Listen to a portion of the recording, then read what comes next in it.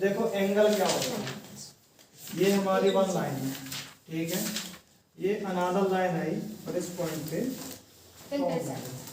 ठीक है, तो ये जो पॉइंट होगा इसको क्या बोलेंगे, वर्टेक्स, ठीक है, और यहाँ क्या बनेगा, एंगल। तो एंगल की डेफिनेशन क्या होगी, when two line segment or two ray have a common end point, क्या, when two line segment and two ray have a common end point, two line segment और two ray जब इनको एक common end point होता है तो क्या बनता है, एंगल बनता है, ठीक है। और जिस पॉइंट जो कॉमन पॉइंट रहता है इसको हम क्या बोलते हैं, वर्टेक्स बोलते हैं।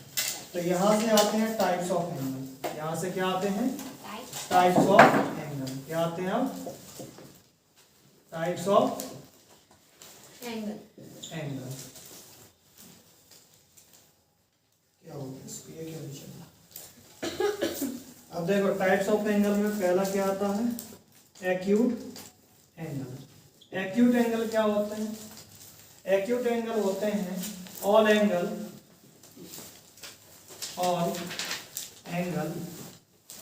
लेस देन 90 डिग्री, 90 डिग्री से कम जितने भी एंगल होंगे उसको क्या बोलेंगे, एक्यूट बोलेंगे। तो रेंज क्या होगी एक्यूट एंगल की, 0 डिग्री से लेके 89 डिग्री तक, ठीक है। अब 90 डिग्री क्यों नहीं ले रहे, 90 डिग्री क्यों नहीं ले रहे, लेस है सर, क्योंकि एक्यूट एंगल क्या होते हैं, लेस देन 90 डिग्री। तो सर फिर 90 डिग्री को क्या कहते हैं, तो चलो बता देते हैं। तो जो राइट एंगल होते हैं, ठीक है, वो क्या होते हैं, 90 डिग्री के होते हैं, ठीक है। तो आप पहचानेंगे कैसे कि सर ये 90 डिग्री है कि नहीं है। तो देखिए मान लीजिए ये कोई एक फिनोमेना है, ठीक है, तो ये एक ट्राइंगल है, तो ये एंगल 90 डिग्री का। एक और है 90 डिग्री का जो एंगल होगा हमेशा आपको ऐसे गिवन रहेगा, भले ही वो 90 लेके या नहीं लेके, आपको अगर ऐसे कर दिया तो आप समझ जाना क्या बने हैं, यहाँ 90 डिग्री का एंगल बना हुआ है। फिर डिफरेंट टाइप के शेप रहते हैं, उनकी प्रॉपर्टी रहती है, कहाँ पे 90 डिग्री का एंगल बनता है, कहाँ पे नहीं बनता है, ये होता है। तो इन्हीं शेप को कैसे स्टडी करते हैं, कहाँ पे कितना एंगल बनेगा, ठीक है। क्यों, क्योंकि अभी जो क्वेश्चन आएंगे सिंपल वो आपको शेप बना देगा, कुछ आपको फिगर्स मिलेंगे, उसमें आपको कुछ एंगल गिवन रहेंगे, कुछ एंगल आपको फाइंड करने पड़ेंगे। इसलिए पहले हमें ये पता होना चाहिए कि एंगल कौन से हैं, होते क्या हैं, ठीक है, नहीं तो आप फाइंड नहीं कर पाएंगे। देन आफ्टर दैट क्या आता है, ऑब्ट्यूज एंगल। तो देखिए अभी हमने पढ़ लिया कि एंगल बिलो 90 डिग्री, फिर हमने पढ़ लिए एंगल फिक्स 90 डिग्री। तो अब क्या बचे, 90 डिग्री के आगे के एंगल। तो ऑब्ट्यूज एंगल क्या होते हैं, ऑब्ट्यूज एंगल क्या होते हैं, 90 to 180। इसकी जो रेंज होती है ये क्या होती है, बिटवीन क्या होती है, 90 to 180। तो 90 से 180 के बीच में आने वाले ऑल एंगल, ठीक है, all the angle which come between the 90 degree and 180 degree are called obtuse angle, ठीक है।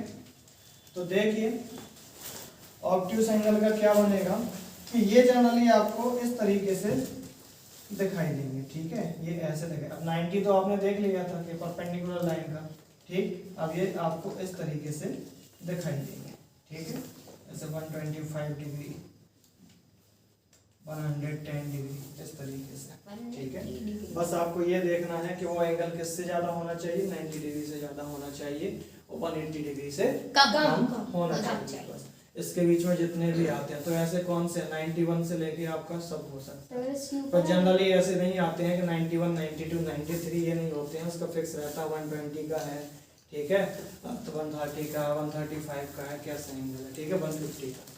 नाउ नेक्स्ट आता है आपका, क्या आएगा आपका, स्ट्रेट एंगल।